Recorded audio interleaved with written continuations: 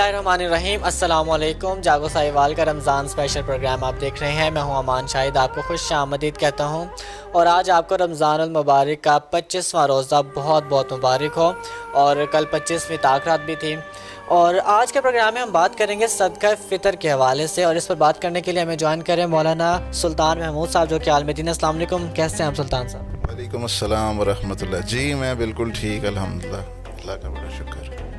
अच्छा मौलाना साहब, आज के प्रोग्राम में हमने बात करें सदका फ़ितर के हवाले से, तो सबसे पहले बताइएगा कि सदका फ़ितर अदा करना क्यों ज़रूरी है?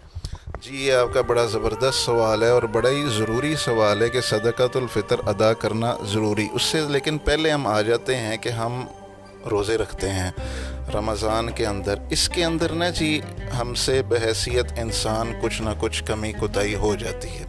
तो हदीस के अंदर आता है कि जो रोज़ेदार से रोज़ा रखने में जो थोड़ी बहुत कमी कोताही हो गई है ना जी, उसका ये सदका सदक़तुल फ़ितर इसलिए कह देते हैं कि ये सदका निकल जाता है। उससे जो कमी कोताही जो रोज़े में रह गई है वो पूरी हो जाती है। एक बात तो ये है।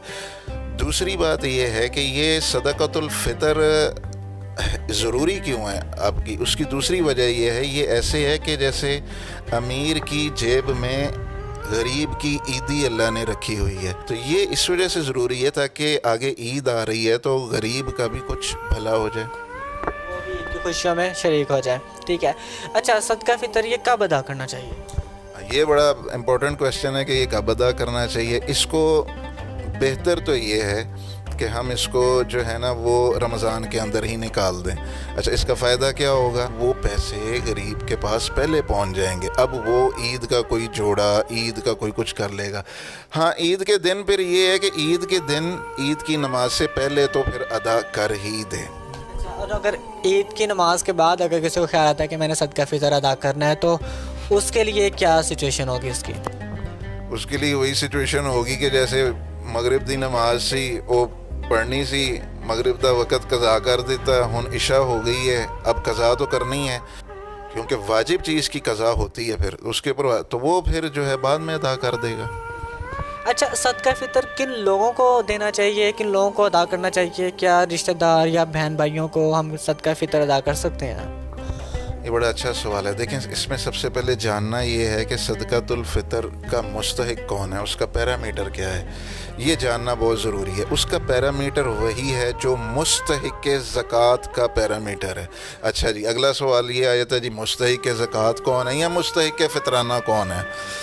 देखें, चार चीज़ें हैं: सोना, चांदी, नकदी, माल तिजारत और ज़रूरत से ज़ायद सामान।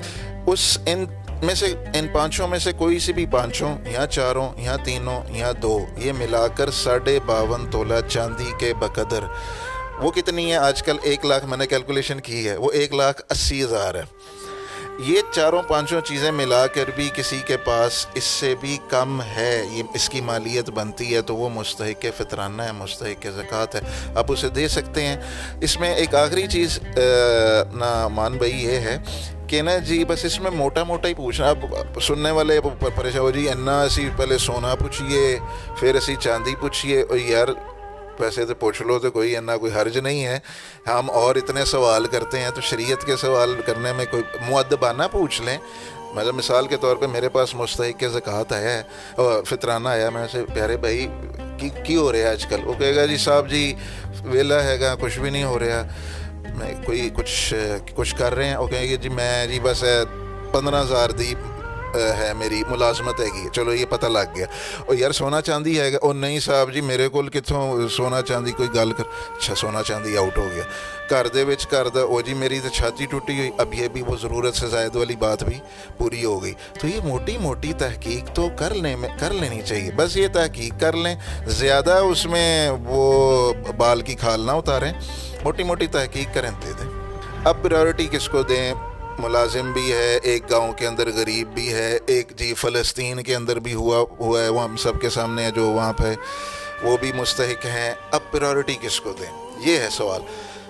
तो प्रायोरिटी शरीयत ये कहती है कि आप रिश्तेदारों को दें। اس کے بعد جو آپ کے ساتھ کنیکٹڈ ملازم ہیں، آپ کے گھر میں کام کرنے والی چوکیدار، یہ سب ہیں، اس کو پھر آپ پریورٹی دیں.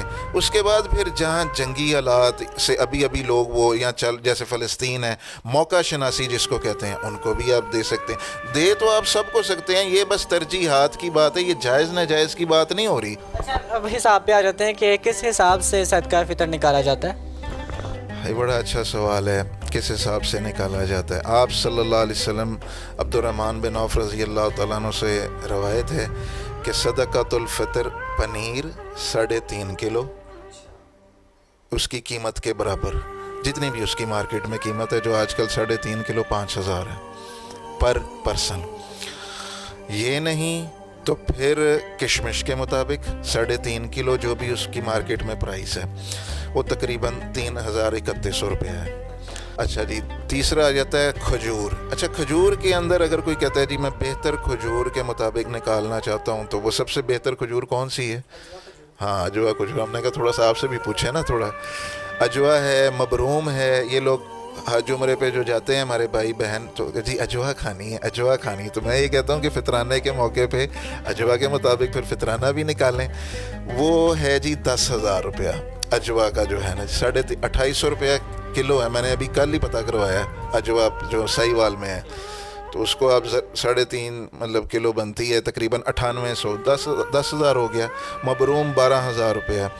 اور اوسط جو ہماری جو کھجور ہے وہ 500 روپے کے حساب سے وہ پھر 1,750 روپے ہے 3.5 کلو. یہ بھی نہیں تو پھر جو کے مطابق ہے، یہ اور نیچے آ جاتے ہیں. یہ اللہ تعالیٰ نے نا اس لیے بھی کیا ہے کہ ہر کسی کو اللہ نے مختلف مالوں سے، نہ کسی کے پاس موٹر سائیکل، کوئی گاڑی پہ ہے، ڈفرینٹ سٹیجز ہیں، تو اسے سب سے لوئسٹ کیا ہے؟ ہاں جی سب سے لوئسٹ ہے وہ جو سب کو معلوم بھی ہے وہ ہے گندم. اور جی گندم اصل میں گندم ہے جی 2.25 کلو، اور وہ تقریباً 200 روپے ہے. احتیاطاً 2 کلو کہہ دیتے ہیں، تو کے جی 2 کلو 200 کے ساتھ. اسٹینڈرڈ جو فطرانہ جو اس کی کوانٹیٹی ہے وہ یہ ہے 250 روپے. 250 وہ 250 کا نہیں تو اچھی بات ہے، زیادہ ہی رکھیں اس کو ذرا. اسٹینڈرڈ اماؤنٹ کے مطابق تو 250 ہی ہے، اور لوگ زیادہ تر پریفر بھی 250 روپیہ ہی کرتے ہیں. لیکن یہ ضروری نہیں ہے، اپنی اپنی مالی حیثیت کے مطابق آپ فطرانہ جو ہے وہ آپ ادا کر سکتے ہیں. ٹھیک ہے، بہت بہت شکریہ. پروگرام کا وقت ختم ہو رہا ہے. مولانا سلطان محمود صاحب عالمدین ہمارے ساتھ آج کے پروگرام میں موجود ہے. صدقہ فطر کے حوالے سے آج کے پروگرام میں ہم بات کر رہے تھے، اور بڑی لائٹر ڈسکشن ہم نے کیا مولانا صاحب کے ساتھ.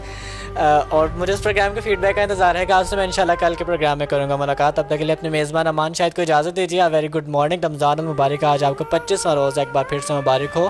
اجازت دیجیے. اللہ حافظ.